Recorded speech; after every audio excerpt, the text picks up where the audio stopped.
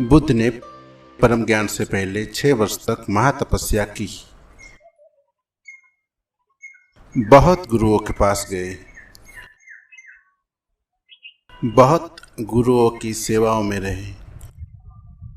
जो जो कहा गया वही किया, जिसने जो साधना बताई वही साधी, और हर साधना के बाद पाया संसार समाप्त नहीं हुआ। हर साधना के बाद पाया कि मूल रोग मिटा नहीं, अहंकार शेष। हर गुरु से उन्होंने कहा, अहंकार मिटा नहीं, आपने जो कहा वो सब मैंने किया। और उन्होंने किया था इतनी निष्ठा के साथ कि कोई गुरु ये नहीं कह सका कि तुमने ठीक से नहीं किया इसलिए अहंकार नहीं मिटा। उनकी निष्ठा अपूर्व थी। उन्होंने जो किया समग्र भाव से किया, इसलिए कोई गुरु ये नहीं कह सका। नहीं तो गुरुओं को एक सुविधा रहती कि हम क्या करें, जो कहा वो तुमने किया नहीं इसलिए हुआ नहीं। बुद्ध से ये बात कही नहीं जा सकती थी। इसी बात के कारण दुनिया में झूठे गुरु भी चल जाते हैं। ये बात बड़ी तरकीब की है। किसी ने तुमसे कहा, देखो ध्यान करो, लेकिन मंत्र पढ़ते वक्त बंदर का स्मरण मत करना। अब तुम बैठे ध्यान करने, बंदर का स्मरण आने वाला है। अब तुम लाख उपाय करो, जितना तुम उपाय करोगे उतना ही बंदर का स्मरण आने वाला है। और तुम गुरु से जाके कहोगे, क्या करूं, कुछ हो नहीं रहा है। वो कहेगा, मैं भी क्या कर, शर्त पूरी नहीं कर रहे, वो बंदर का स्मरण नहीं आना चाहिए। ऐसी अस्वाभाविक शर्तें बांध रखी है, जिनके कारण तुम कभी इस स्थिति में नहीं पहुंच सकते कि समझ लो जो मार्ग तुमने पकड़ा है वो ठीक है या गलत। क्योंकि कभी तुम मार्ग को पूरा ही नहीं कर पाते, तो ठीक गलत का निर्णय कैसे हो। इसलिए झूठे गुरु भी चल जाते हैं, मिथ्या गुरु भी चल जाते हैं। वो सदा उनके लिए एक सुरक्षा है, सुविधा है कि मैंने जो कहा वो तुमने किया नहीं। करवाने को वो इस तरह की बातें करते हैं जो कि अमानवीय है, जो कि शायद की नहीं जा सकती, या उन्हें करने के लिए कोई महासंकल्पवान व्यक्ति चाहिए। बुद्ध वैसे ही व्यक्ति थे, सब दांव पे लगाया था। ऐसे कुनकुने आदमी नहीं थे कि चलो ईश्वर मिल जाए तो ठीक, जीवन चाहे तो ठीक, मगर ईश्वर को मिलना, सत्य को मिलना, सब खो जाए इसके लिए राजी थे। जुआरी थे, क्षत्रिय थे, दांव पे लगाना जानते थे। कोई दुकानदार नहीं थे। कोई ऐसा थोड़ा बहुत करने से, घंटी बजाने से, राम राम करने से मिल जाएगा, ऐसी उसकी आस्था भी नहीं थी। तो जिस गुरु ने जो कहा, बिल्कुल मूढ़तापूर्ण बातें कही, वो भी उन्होंने की। किसी ने कहा, रोज रोज भोजन कम करते जाओ, रोज भोजन कम करते जाओ। जब एक चावल का दाना ही भोजन बचे तब ज्ञान होगा। ऐसे वो कम करते गए। 6 महीने में एक चावल का दाना ही भोजन बचा। ज्ञान तो नहीं हुआ, शरीर नष्ट हो गया। निरंजना नदी को पार करते थे, पार ना कर सके। छोटी सी नदी, कोई बड़ी नदी नहीं। थक के गिर गए,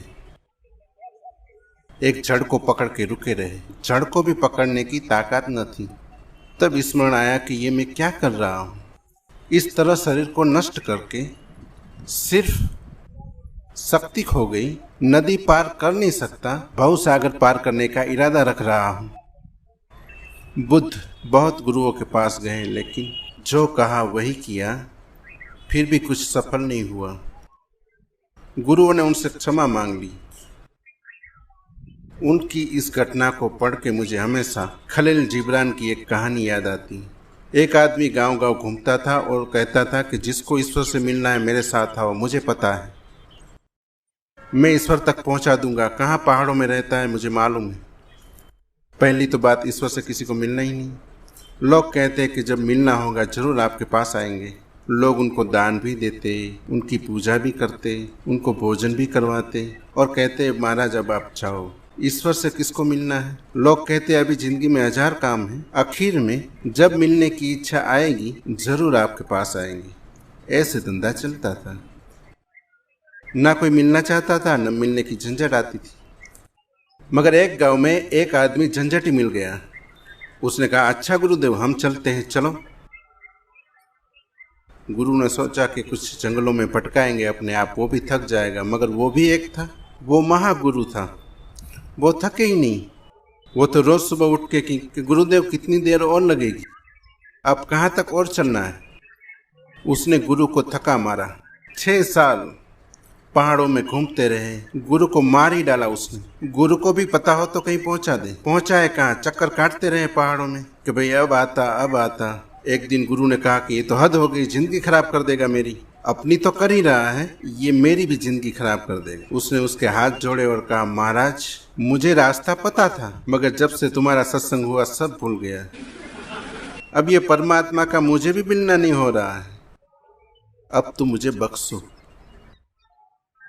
मेरे सत्संग में तुम तो नहीं पहुंच सकते, तुम्हारे सत्संग में मैं भटक गया, अब आप क्षमा करो, अब आप किसी और गुरु का पीछा पकड़ो। ऐसे ही बुद्ध थे, जिसने जो कहा पूरा किया। हर गुरु ने कहा कि अब आप और कहीं जाए, किसी और, क्योंकि इनको देख के दूसरे से भागने लगे ना कि भाई इतना मेहनत करके इस आदमी को नहीं मिला तो हम तो इतनी मेहनत कर भी नहीं सकते, हमको तो कैसे मिलने वाला है। अंततः बुद्ध ने सारे गुरु छोड़ दिए, अंततः बुद्ध ने सारे पथ और सारे मार्ग छोड़ दिए, सारी विधियां छोड़ दी। जब उन्होंने सब छोड़ दिया तब मिला। अपूर्व घटना घटी। एक रात उन्होंने निर्णय कर लिया कि अब मुझे खोजना ही नहीं। खोज की वासना भी छोड़ दी, सत्य को पाने की वासना भी तो वासना ही है, वो भी छूट गई। उस रात सो गए वृक्ष के तले, कोई चिंता नहीं, कहीं जाना नहीं, कुछ पाना नहीं, न धन न ध्यान, न पद न परमात्मा, कुछ पाना ही नहीं। चित्त एकदम विलुप्त हो गया, क्योंकि चित्त जीता है पाने की आकांक्षा से। चित्त का प्राण ही पाने में है। कुछ पालू, कुछ मिल जाए, महत्वाकांक्षा चित्त की आत्मा है। उस क्षण कोई महत्वाकांक्षा नहीं थी। उस सुबह जब बुद्ध की आंखें खुली, आखिरी तारा डूबता था रात का, और उसके डूबते डूबते उनके भीतर का तारा उग आया। मगर ये स्वयं से हुआ। ये जो पंचवर्गीय भिक्षु है, ये 5 भिक्षु बुद्ध के शिष्य थे। जब बुद्ध एक एक चावल भोजन करते थे तब ये 5 भिक्षु उनके शिष्य थे। वो बुद्ध को बड़ा गुरु मानते थे, क्योंकि इतना महातपस्वी। हड्डियां मात्र रह गई थी शरीर में, चमड़ी सूख गई थी, सुंदर देह एकदम काली पड़ गई थी, अस्थि पंजर रह गए। तब वो 5 भिक्षु उनको गुरु मानते थे। हालांकि उनको कुछ मिला नहीं था, मगर उनका त्याग उनको प्रभावित करता था। दुनिया में बड़े अजीब लोग, उनको कौन सी चीज प्रभावित करती है, ये भी बड़ी सोचने जैसी बात। ये आदमी मरा जा रहा है, ये आत्महत्या में संलग्न है और वो प्रभावित हो रहे हैं। दुनिया में बड़े दुष्ट लोग। तुम ख्याल रखना, जब तुम उपवास करो और कोई आके तुम्हारी प्रशंसा करे, तुम समझ लेना कि यह आदमी क्या चाहता है। ये तुम्हें भूखा मरवाना चाहता है। तुम सिर के बल खड़े हो जाओ और यह आदमी कहे, वाह आप बड़े महातपस्वी, इससे सावधान रहना, ये तुम्हारी जिंदगी खराब कर देगा। ये चाहता है कि तुम सिर के बल खड़े रहो। दुनिया में लोग दूसरे को दुखी देख के मजा लेते हैं, इसलिए मुनियों, साधुओं और तपस्वियों के पास दुष्ट प्रकृति के लोग इकट्ठा हो जाते हैं। वो कहते हैं, महाराज गजब कर रहे, कांटों पे लेटे हैं, भीड़ लगा लेते, धूप में खड़े हैं, भयंकर गर्मी पड़ रही है, और गुरुदेव आप धूनी धमाए बैठे हैं, आग जला के ताप रहे हैं, गजब। ये जो लोग हैं, इनको मनोविज्ञान में खास शब्द है, वो कहते हैं मैसोचिस्ट।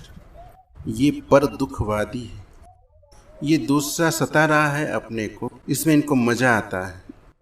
ये वैसे ही लोग हैं जैसे एक आदमी अपने शरीर में घाव कर ले और छुरी से घाव को कुरेदता रहे और ये कहे, वाह आप बड़ी महासाधना कर रहे, आपका जुलूस निकालेंगे, शोभा यात्रा निकालेंगे, पर्युषण में आपने 10 दिन व्रत किए, उपवास किए, शोभा यात्रा निकालेंगे, भूखे रहे महीने भर, बड़ा उपवास किया। आप महातपस्वी। तुम दुख दो अपने को और दूसरे लोग तुम्हें आदर देते हैं। जब वो तुम्हें आदर देते हैं, तुम अपने को और दुख देने को राजी हो जाते हो, क्योंकि अहंकार की तृप्ति होती है और उनकी भी जरूर कोई तृप्ति हो रही है। लोग जासूसी किताबें पढ़ते हैं, क्यों? लोग जाके हत्याओं की फिल्म देखते हैं, डकैतियों की फिल्म देखते हैं। तुमने कभी पूछा? रास्ते पे दो आदमी लड़ रहे हो, तत्काल भीड़ खड़ी हो जाती है। तुम्हारे स्वजन के लिए कुछ दवा लेने जा रहे हो, तुम भी किनारे खड़े हो जाते हो।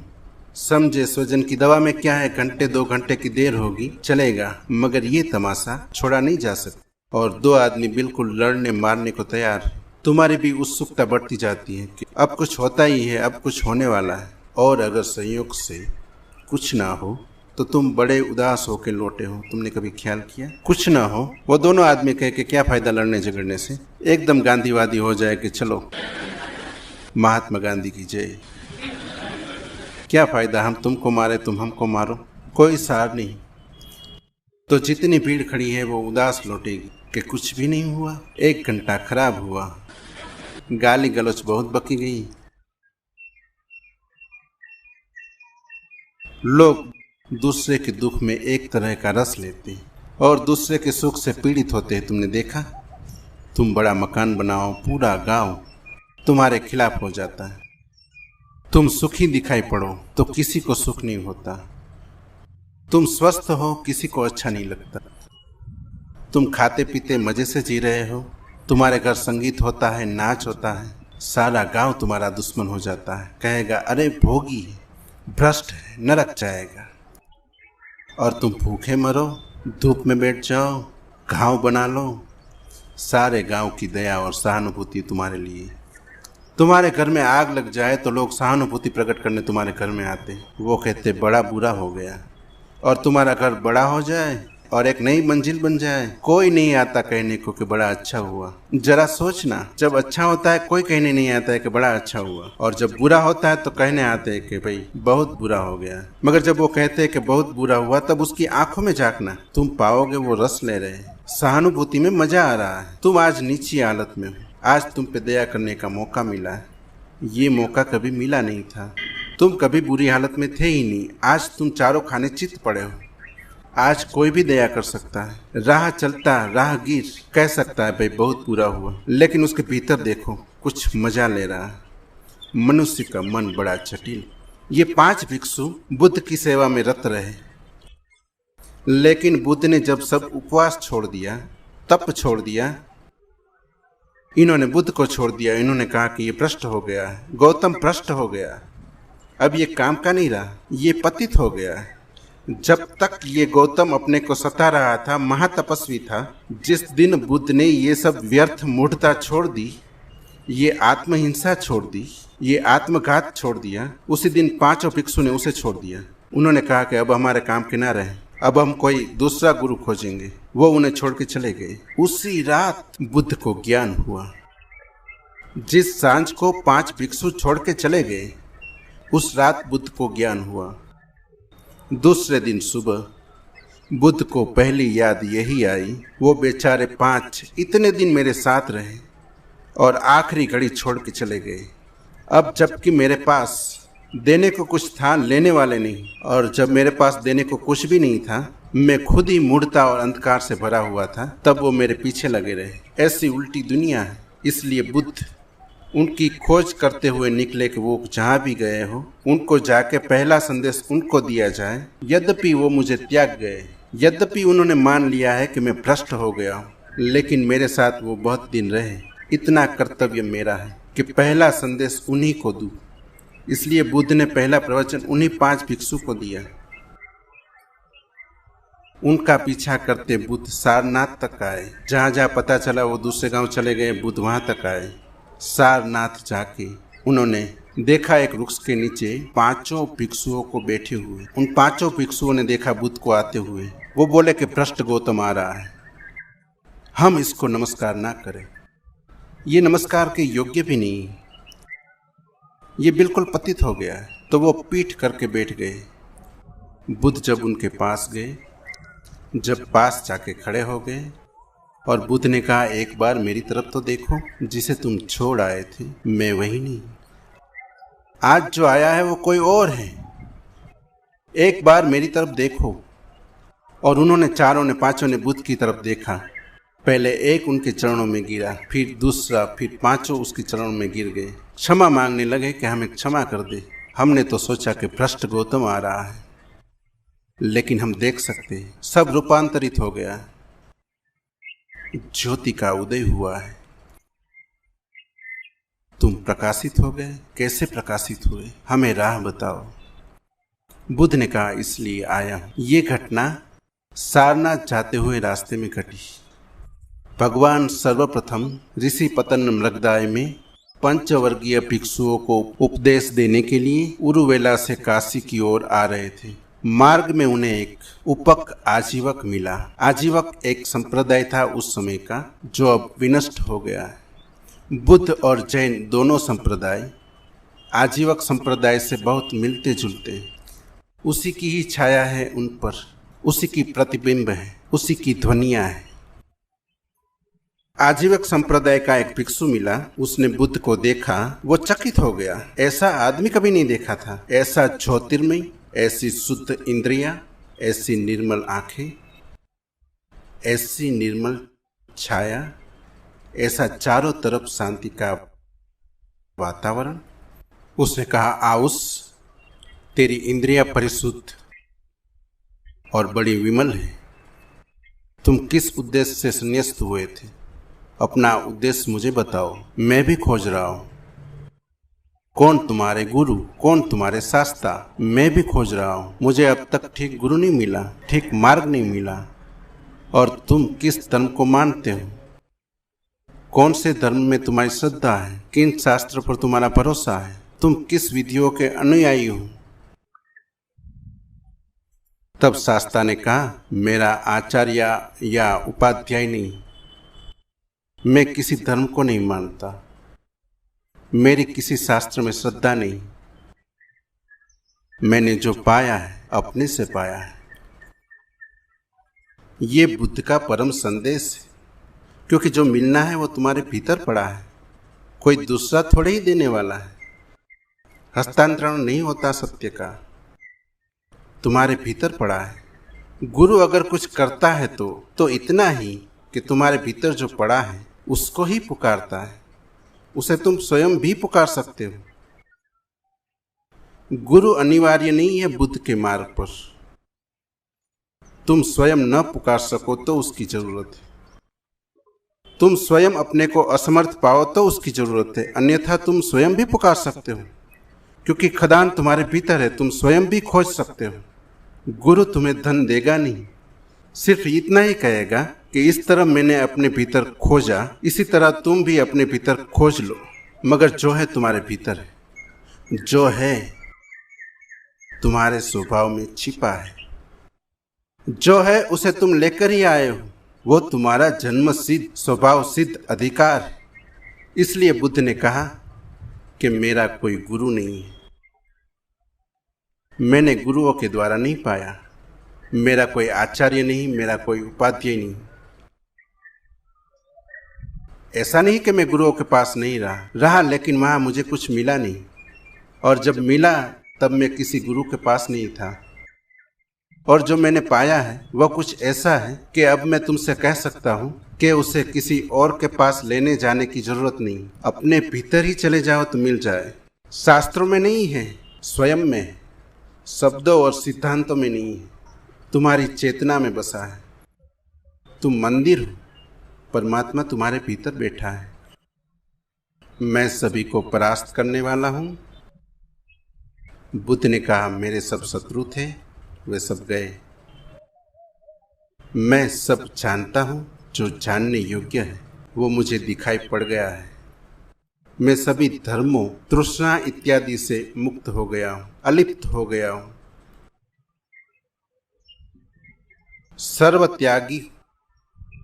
सर्वत्यागी का अर्थ होता है मैंने त्याग को भी त्याग दिया है।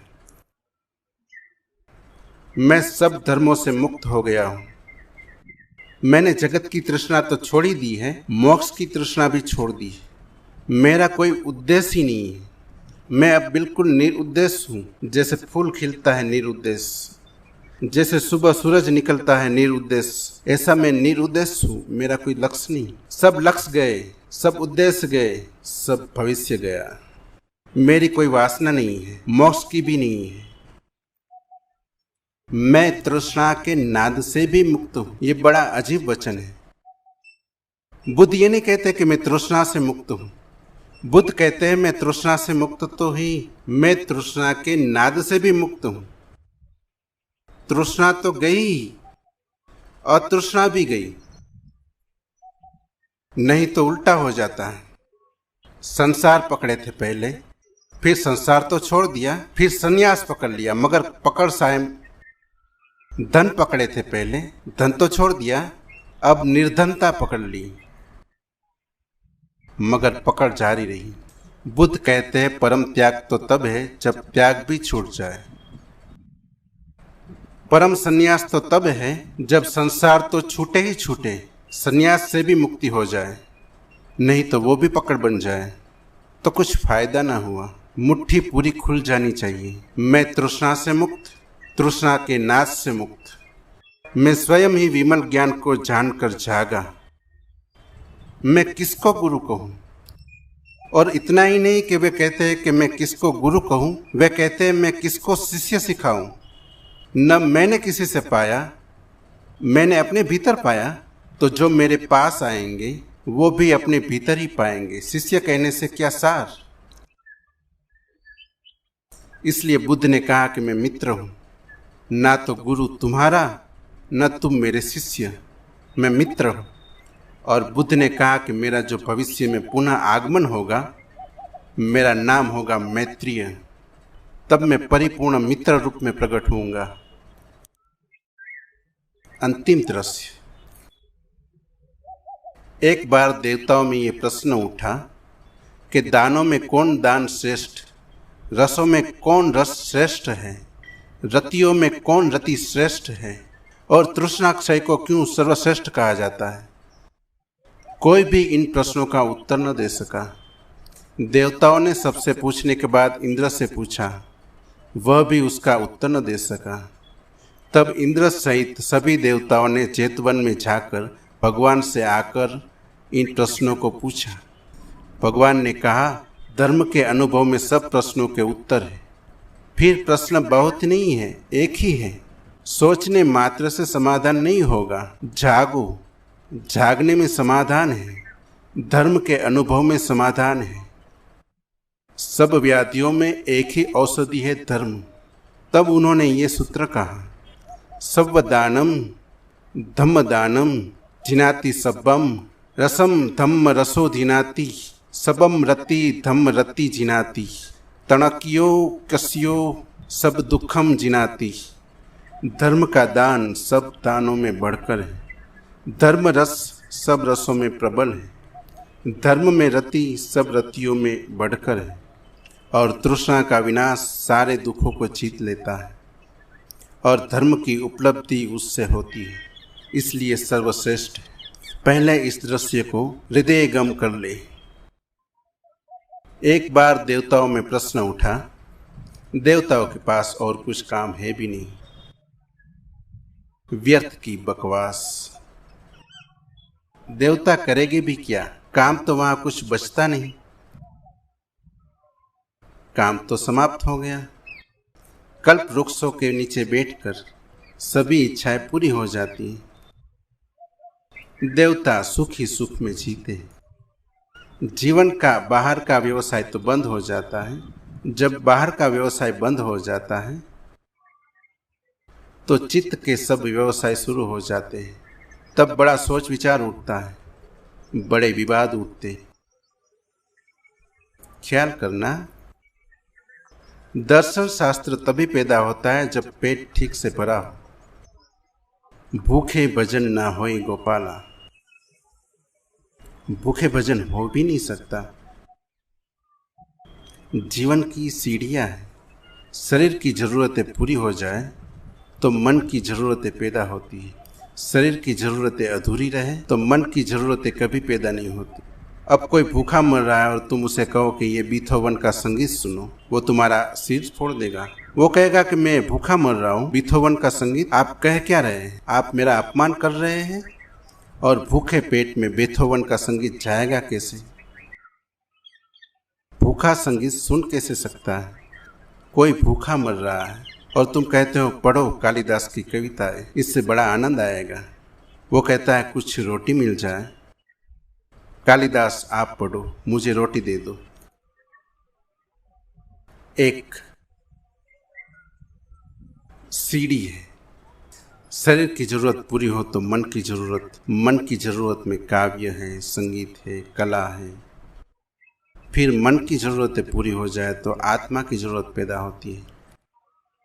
जिसने अभी संगीत नहीं सुना और जिसने काव्य का रसास्वादन नहीं किया वो धर्म के जगत में प्रवेश नहीं कर सकता। और जिसने अभी दर्शन शास्त्र के ऊहापोह में उलझन नहीं ली, नहीं डोला, वो अभी धर्म में प्रवेश नहीं कर सकेगा। धर्म आखिरी जरूरत है, धर्म अंतिम है, वो आत्मा की जरूरत है। इसलिए जब कोई देश समृद्ध होता है तो धार्मिक होता है, जब कोई देश गरीब हो जाता है अधार्मिक हो जाता है। इसलिए भारत जैसे देश की अभी धार्मिक होने की संभावना नहीं है। अभी भारत में कम्युनिस्ट होने की संभावना है, धार्मिक होने की संभावना नहीं। इसलिए लोग हैरान भी हो रहे हैं। पश्चिम से लोग आ रहे हैं पूरब में, तलाश करते हैं धर्म की, और पूरब के लोग हैरान हैं। वो कहते हैं मामला क्या है? पूरब के लोग पश्चिम जा रहे हैं, कैसे अच्छी इंजीनियरिंग आ जाए, कैसे अच्छे डॉक्टर हो जाए, कैसे टेक्नोलॉजी, कैसे विज्ञान, इसके लिए पश्चिम जा रहे हैं। पूरब के सोच विचारशील लोग पश्चिम की तरफ भाग रहे हैं कि एक डिग्री पश्चिम से और ले आए। यहाँ कोई पीएचडी हो जाता है तो अखबार में खबर छपती है, जुलूस निकाला जाता है। मैंने सुना है कि इलाहाबाद में जब पहला आदमी मैट्रिक हुआ था तो हाथी पर बैठ के जुलूस निकाला था। यहाँ कोई आदमी पश्चिम में पढ़ने जाता है तो अखबार में खबर निकलती है जैसे कोई भारी घटना घट रही है कि वो पश्चिम पढ़ने जा रहे हैं। पश्चिम पूरब की तरफ आ रहा है क्योंकि पश्चिम अब संपन्न है। उसने शरीर का सुख जाना, मन के सुख जाने, अब आत्मा की पीड़ा उठनी शुरू हुई है। इस बात की बहुत संभावना है कि भविष्य में पश्चिम पूरब हो जाए और पूरब पश्चिम हो जाए। इस बात की बहुत संभावना है कि सूरज पश्चिम से उगे और पूरब में डूबे। देवताओं के पास कुछ और तो काम नहीं, इसलिए अक्सर ऐसी बहुत कहानियां आती हैं। बौद्ध शास्त्रों में, जैन शास्त्रों में, हिंदू शास्त्रों में देवताओं में बड़ा विवाद उठता है छोटी छोटी बात पर। हालांकि देवता उत्तर किसी बात का भी नहीं पा सकते क्योंकि सब बुद्धि का खिलवाड़ है, आत्मिक अनुभव नहीं है।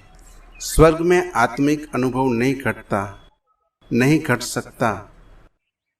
सुखी आदमी आत्मा का चिंतन शुरू करता है मगर चिंतन में ही अटका रहता है। सुखी आदमी को चिंतन से आगे जाना पड़े, अनुभव में, साधना में। एक बार देवताओं में प्रश्न उठा, दानों में कौन दान श्रेष्ठ, रसों में कौन रस श्रेष्ठ, रतियों में कौन रति श्रेष्ठ, और तृष्णाक्षय को क्यों सर्वश्रेष्ठ कहा जाता है। कोई भी इन प्रश्नों का उत्तर न दे सका। ये मत समझना कि उन लोगों ने उत्तर नहीं दिए, उत्तर तो दिए होंगे, 1000 उत्तर दिए होंगे, लेकिन कोई भी उत्तर नहीं था। तुम ये मत समझना कि देवता बिल्कुल बुद्धू है, क्योंकि तुम ये कहानी पढ़ोगे तुमको लगेगा अरे हम ही उत्तर दे सकते हैं, इसमें देवता नहीं उत्तर दे सकते, ये तो बात कुछ झचती नहीं। तुमसे कोई पूछे दानों में कौन दान श्रेष्ठ, तुम भी उत्तर दोगे, सही गलत की बात। और उत्तर तो दिए गए होंगे, लेकिन कोई उत्तर समाधान कारक नहीं था। कोई उत्तर ऐसा नहीं था कि उनको सुनते ही चित्त शांत हो जाए, उनको सुनते ही सत्य का अनुभव हो जाए, उनको सुनते ही, श्रवण करते ही चित्त का विकल्प जाल टूट जाए और लगे कि हाँ यही ठीक है। कोई ऐसा सत्य नहीं खोजा जा सका जो स्वयं सिद्ध मालूम पड़ा हो। तब देवताओं ने इंद्र से पूछा, इंद्र है देवताओं का राजा, सोचा शायद इंद्र को पता हो। वह भी उसका उत्तर न दे सका। नहीं कि उसने उत्तर न दिए होंगे, जरूर उत्तर दिए होंगे। उत्तर तो कोई भी देता है। तुम गधे से पूछो, वो भी उत्तर देगा। तुम जरा किसी से भी पूछो, कोई भी बात पूछो, उसे पता हो कि न हो, मगर वो उत्तर देगा। उत्तर देने का मौका कोई नहीं चूकता, क्योंकि ज्ञानी बनने का मौका मुफ्त में कौन चुके। किसी से भी पूछो। जिन बातों का उन्हें कोई भी अनुभव नहीं, ऐसा आदमी तुम्हें मुश्किल से मिलेगा कि जो कहे कि मुझे पता नहीं। ऐसा आदमी मिले उसके चरण पकड़ लेना, क्योंकि उस आदमी में कुछ सच्चाई है। नहीं तो हर एक उत्तर दे रहा है, कुछ भी पूछे जाओ उत्तर दे रहा है। कुछ पता नहीं और उत्तर दे रहा है। जिन्होंने खुद कभी जिंदगी में कुछ नहीं किया वो हर एक को सलाह दे रहे हैं। जो अपनी सलाहों पर भी कभी नहीं चले, मौका आ जाए फिर भी नहीं चलेंगे, वे दूसरों को सलाह दे रहे, दूसरों को मार्ग दिखा रहे हैं। यहाँ अंधे अंधों को मार्ग दिखा रहे हैं, और इसलिए सारे लोग गड्ढों में पड़े हैं, नेता भी और अनुयायी भी। इंद्र ने भी उत्तर दिया होगा, राजा है देवताओं का, ऐसे स्वीकार तो नहीं कर लिया होगा कि मुझे पता नहीं। पहले तो अकड़ कर बैठा होगा सिंहासन पर, कहा होगा अच्छा सुनो, सब समझाया होगा, मगर कोई तृप्त नहीं हुआ। मजबूरी में बुद्ध के पास आना पड़ा। उत्तर तो बुद्धों के पास ही है। बुद्धत्व में ही उत्तर है, जागे हुए में ही उत्तर है। जो भीतर ज्योतिर्मय हुआ है उसी के पास उत्तर है। भगवान ने क्या कहा? भगवान ने कहा, धर्म के अनुभव में सब प्रश्नों के उत्तर है। तुम्हारे प्रश्न अलग अलग नहीं हैं। तुम पूछते हो दानों में कौन दान श्रेष्ठ, रसों में कौन रस श्रेष्ठ, रतियों में कौन रति श्रेष्ठ, और तृष्णाक्षय को सर्वश्रेष्ठ क्यों कहा है। ये कोई अलग अलग प्रश्न नहीं है, एक ही प्रश्न है और एक ही उनका उत्तर है। मगर सोचने मात्र से समाधान न कभी हुआ है न होगा। जानने से समाधान होता है, दर्शन से समाधान होता है, अनुभव से समाधान होता है। सब व्याधियों की एक ही औषधि है। बुद्ध ने कहा, जागो, मेरे जैसे हो जाओ। जैसे मैं जागा वैसे तुम जागो। जागते ही सारे प्रश्नों का उत्तर मिल जाएगा। और क्या उत्तर है इन प्रश्नों के? तो बुद्ध ने कहा, धर्म का दान सब दानों में बढ़कर है। धन देने से क्या होगा? धन से तो तुम्हारे कुछ नहीं मिलेगा, तो दूसरे को देने से क्या होगा?